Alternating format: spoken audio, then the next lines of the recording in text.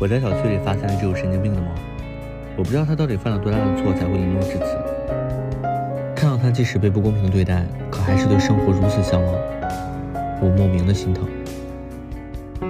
即使它听不懂我说话，可我伸出手时，它还是会毫无保留地展示它对人类的信任。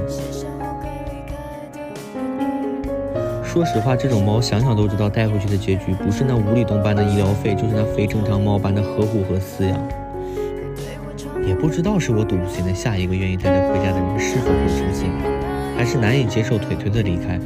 我咬了咬牙，还是把它带到了医院。不可逆3个字深深地印在了我的脑海里。我也想过去撞一次南墙，做一件所有人都不看好我却偏偏做成的事。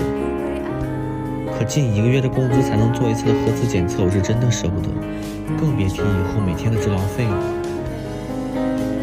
我不知道从什么时候开始没有了最早做救助的勇气，可能是身后的毛孩子越来越多，我就必须省吃俭用每一笔钱。